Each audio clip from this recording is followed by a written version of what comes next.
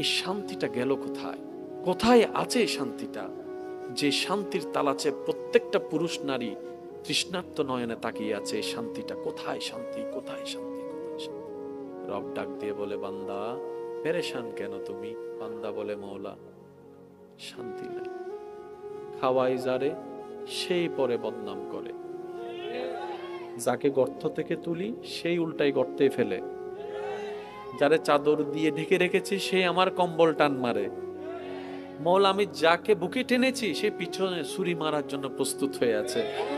এমনকি যাদের জন্য দিন রাত খেটেছি, এক সময় সে আপন জনেরাই, বউটা, স্বামীটা, সন্তানটাই চোখ পল্টি মারে, আমাকে আর চিনতে পারে না।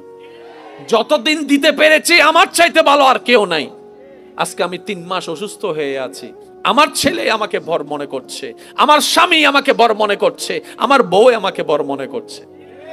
বউ বলে, আল্লাহ আমি আজকে 30টা বছর দিন রাত পরিশ্রম করে রান্না করে খাওয়াইছি, আজকে 2টা মাস আমি অসুস্থ, বেড রেস্ট, ডাক্তার বলার কারণে আজকে সবাই কানে কানে শোনা যাচ্ছে, মুখে মুখে শোনা যাচ্ছে আমার স্বামীকে নাকি বিয়ে আরেকটা করালে ভালো হবে, আমাকে স্বামীকে নাকি বিয়ে আরেকটা করালে ভালো হবে।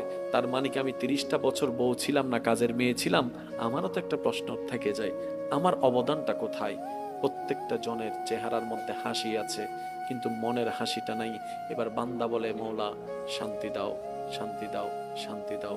রব বলে যে শান্তি তোমরা তালাশ করছো, আমি রবের দরবার ছাড়া ওই শান্তি আর কোথাও পাবা না, আর কোথাও পাবা না। ওই প্রশান্তির দেখা তুমি কাশিং কালো পাবা না। তুমি বাংলাদেশ থেকে আমেরিকা চলে যাও, সিনারি দেখে 10টা মিনিট শান্তি পাবা। কক্সবাজারে গিয়ে ঢেউয়ের মধ্যে গেলে কিছুক্ষণ তুমি আনন্দ করবা, 10 দিন পরে সেই কক্সবাজার তোমার কাছে বোরিং লাগা শুরু হয়ে যাবে, সে সিডনি তোমার কাছে বোরিং লাগা শুরু হয়ে যাবে, মালদ্বীপ তোমার কাছে বোরিং লাগা শুরু হয়ে যাবে। কারণ বারবার দেখতে একটা জিনিস ভালো লাগে না। এই শান্তি তুমি কোথাও পাবা না যেটা তুমি খুঁজছো। বান্দা বলে, মওলা দাও না, কোথায় পাবো? রব বলে যে একটা শর্ত পূরণ করো, তোমাকে আমি সেই শান্তি দান করব। সুবহানাল্লাহ। তুমি একটা শর্ত পূরণ করো, আমি তোমাকে সেই শান্তির সাগরে ভাসিয়ে দিব। তুমি একটা শর্ত পূরণ করো, মাথার উপর ছাদ না থাকলেও বান্দা তোর মনে শান্তি থাকবেই থাকবে। সুবহানাল্লাহ। তোর ঘরে খাবার না থাকলেও শান্তি তোর অন্তরে থাকবেই থাকবে। বান্দা বলে, মওলা আমি শান্তি খোঁজার জন্য ঘর বানিয়েছি, শান্তিটা পাই নাই, বিয়ে করেছি, শান্তিটা পাই নাই, সন্তান এনেছি, শান্তিটা পাই নাই, ব্যবসা করেছি, শান্তিটা পাই নাই, আমি রিক্সা ছেড়ে বাজারও গাড়িতে চলেছি, শান্তিটা পাই নাই। তুমি কি বলছো মওলা, এগুলা ছাড়াও শান্তি পাওয়া যায়? রব বলে যে হ্যাঁ পাওয়া যাবে, পাওয়া যাবে। যখন আমি দিব, ঘরের উপর মাথার উপর ছাদ লাগবে না, তোর অন্তরে শান্তি লাগবে। বান্দা বলে, মওলা শর্তটা কি? রব বলে, হুয়াল্লাযী আনজালা সাকিনাতা ফি কুলুবিল মুমিনিন। বান্দারে তুই মনে ভিতরে বাহিরে মুমিন হয়ে যা, আমি আল্লাহ শান্তি নাজিল করে দিব। ঘুমানো এক জিনিস, শান্তির ঘুম আরেক জিনিস, হাসা একটা জিনিস, মনের হাসা আরেক জিনিস। লাস্ট কবে কয়জন মন থেকে হাসতে পারছি? কয়জন ভিতর থেকে শান্তিতে আছি? প্রিয় মানুষের সামনে বসে কয়জন একটু শান্তিতে নিঃশ্বাস নিয়েছি?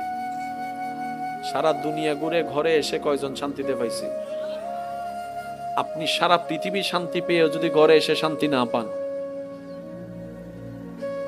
এবার প্রত্যেকটা মানুষের এই একটা আফসোস, আমি সারাদিন বাহিরে দৌড়াই, দিন রাত আমি পরিশ্রম করি, মাথার ঘাম আমি পায়ে ফেলি, 2টা টাকা কিভাবে বেশি ইনকাম করা যায় সেটা চিন্তা করি, শুধু নিজের জন্য নয়, তোমাদের জন্য। অনেক প্রবাসী ভাইয়েরা আছেন দুপুরবেলা ভাত খায় না, ভাতের টাকাটা রেখে দেয় পরিবারকে পাঠানোর জন্য। অনেক ভাইয়েরা আছেন ভাত না খেয়ে কোন রকম একটা বন একটু পানি দিয়ে পেটটাকে লোড করে আবার কাজের মধ্যে লেগে যায়। ওই বাবাকে প্রশ্ন করেন, ওই ভাইকে প্রশ্ন করেন, কেন এত ওভার পরিশ্রম করছেন? প্রত্যেকটা পুরুষ উত্তর দিবে, আমার জন্য নয়, আমার একজনের পরিশ্রমে যে 5 জনের পেট ভরছে তাদের জন্য। সুবহানাল্লাহ। আমার একজনের ত্যাগের কারণে 5 জন যে শান্তিতে ঘুমানোর চেষ্টা আমি তাদের জন্য করছি। আমি একজন রোদে শুকাই, বৃষ্টিতে ভিজি, এই কারণে যাতে 5 জনের মাথার উপর একটা ছাদ দিতে পারি, শক্ত ছাদ।